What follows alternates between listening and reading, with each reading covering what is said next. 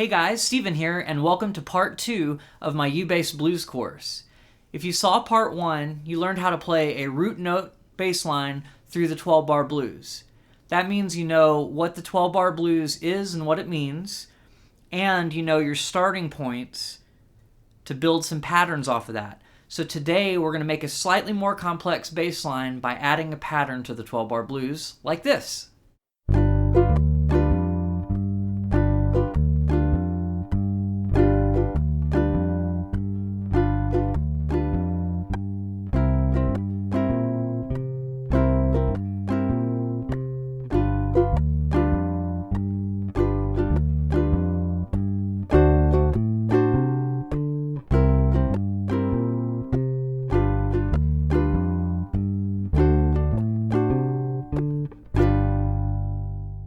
Let's talk about what I'm doing here and what concept I'm using to apply a pattern to the 12-bar blues. So first of all, we've got to know what the pattern is. So here's the pattern. So we know that if we're doing a blues in the key of G, we're going to start on a G note, and the G that I'm using is the 3rd fret on the E string.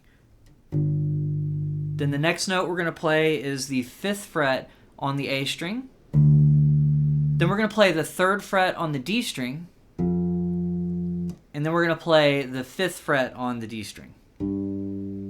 So one more time. That's the 3rd fret on the E string, the 5th fret on the A string, the 3rd fret on the D string, and then the 5th fret on the D string. So practice playing that a few times. We're just going to play them as quarter notes for now. So let's play it together. 1, 2, 3, 4. All right, so I want you to look at this and see what we're doing. We're going to compare the notes instead of just thinking about the fret numbers. We're going to think about what finger are we using to play it and what exactly are we doing. So our first note is just the root note of the key that we're in. So we're in the key of G, we're playing a G. So from that root note, we are going to go up 2 frets and then 1 string thinner. So 3 plus 2 is 5. 1 string thinner is the A string, so that'll be 5th fret on the A string. So I want you to think about it like that. And I'm kind of using this grid pattern, which means my index finger is getting the 3rd fret notes for now. My middle finger is getting the 4th fret notes, which there aren't any. Our ring finger is getting the 5th fret notes, and if there were any 6th fret notes, our pinky would be getting that. If you're not familiar with the grid, go back to my beginner U-Bass course, and I'll link something here to that particular lesson. So basically what we're doing is we're playing the root note on the E string, then we're going 1 string thinner plus 2 frets, so that would be our ring finger playing the next note. Then we're going to go to the same fret as our root note, but now we're 2 strings thinner from that original note. And then we're doing the ring finger note on the same string. So just think about what it's doing comparatively. So you might not be used to thinking about things on the bass this way, but this creates a geometric shape. It kind of creates a box shape if you look at it. So our box here is 3rd frets and 5th fret notes for now, and we're getting them with the same finger each time. Eventually, if you want to, you can use a different finger to play the other note, but for now we're going to use this logic so it makes it easier to move the pattern around. So some people might like using their pinky better. That's great if that works for you, but I don't want you to get confused. So let's stick with this grid for now. Okay, so we've got our pattern. It's staying in that box of 3rd fret and 5th fret notes. Can you kind of see why I'm calling it a box? So like if you were to draw a square from the 3rd fret over to 5th fret and then go down, it kind of creates a box, right? So like pretend there's a line here, a line there, and then a line here. That's where we do it for our 1 chord pattern, which means at the beginning of our 12-bar blues, if you remember, we're going to do that 4 times in a row. So our 1 chord happens 4 times in a row. That's the first time, second, third, fourth. Now we're going to go to our starting point for the 4 chord. So in the key of G, G, A, B, C, G, A, B, C, going up the scale, we're going to end up on a C note, which is the 3rd fret on the A string. So if you remember from the first lesson, we are now 1 string thinner, but just below our starting point for the 1 chord. Okay, so now that we've got that starting point, we're going to do the same geometric shape here, which means every single note moved 1 string thinner. So that means 3rd fret on the A string, 5th fret on the D string, 3rd fret on the G string, and 5th fret on the G string. Notice I'm still using my index finger for the 3rd frets and my ring finger for the 5th fret notes. So mechanically we're doing the same thing, we're just now 1 string thinner for each of the notes of the pattern. So we do that 2 times here.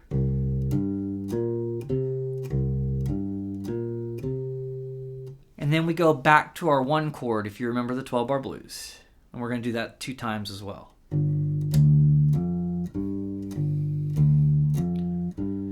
So now we've got to find our 5 chord starting point. So if you remember that from last time, we found our 1 chord, our 4 chord was directly below it, and our 5 chord was plus 2 frets from where the 4 chord starting point was. So that puts us at the 5th fret on the A string. Now check it out.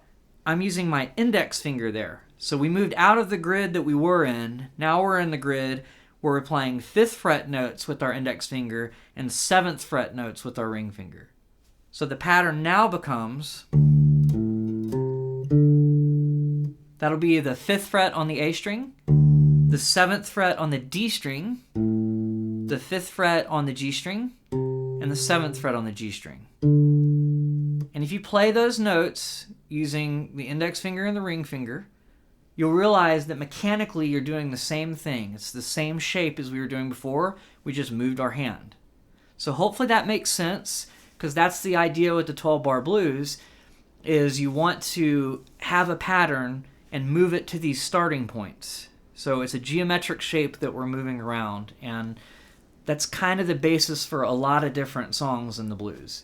Now, there will be some exceptions, and sometimes you'll have to change a note or 2 within the pattern, but we're not going to discuss any of those exceptions right now. So let's just go ahead and finish out the blues. We did our 5 chord 1 time. Now we're going to move to our 4 chord, so we're going to shift back to the 3rd fret on the A string as our starting point and play the pattern there. And now we're going to move back to our original note, which was the 3rd fret on the E string. And then we're going to play our pattern there. And then the last chord of the 12-bar blues is the 5 chord. So we're going to go back up to our starting point being the 5th fret on the A string. All right, so let's play this all together slowly. I'll have the tabs on the screen to kind of help out. 1, 2, 3, 4. So it's our 1 chord, 3rd time, and the 4th time. Now we're moving to our 4 chord starting point. Again, back to our 1 chord,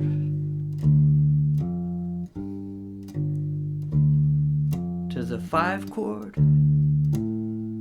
to the 4 chord, back to the 1. Go to the 5, and we can end on our original starting point. Okay, let's play that again without me talking over it. 1, 2, 3, 4.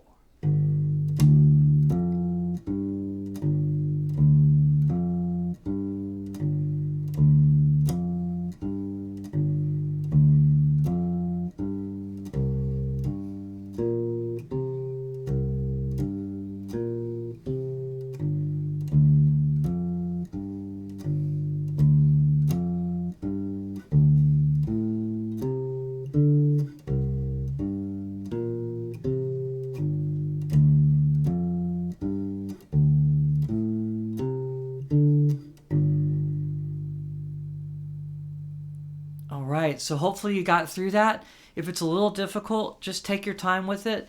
Feel free to slow it down and use the tab to help. You can always pause the screen, but I also have a PDF version of this available on Patreon if you'd rather print it out. So you just have to become a patron for that.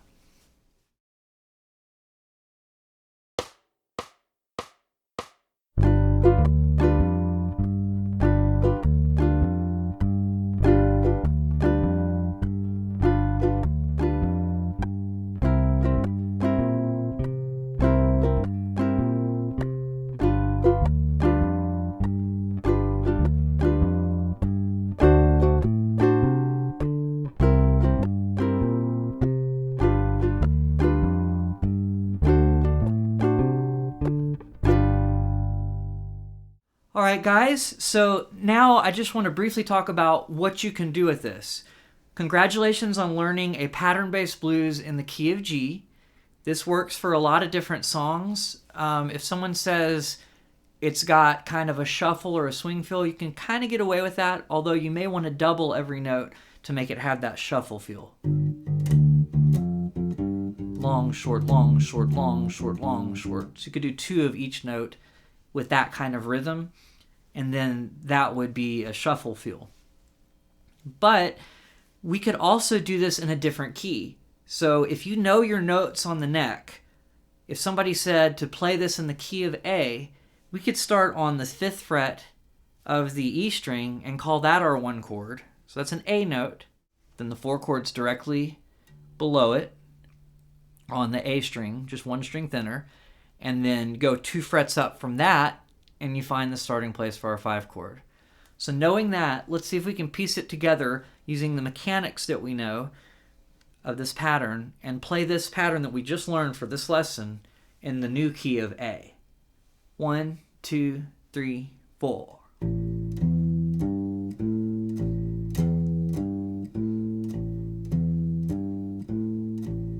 To the 4 chord. Again. To the 1 chord. To the 5 chord.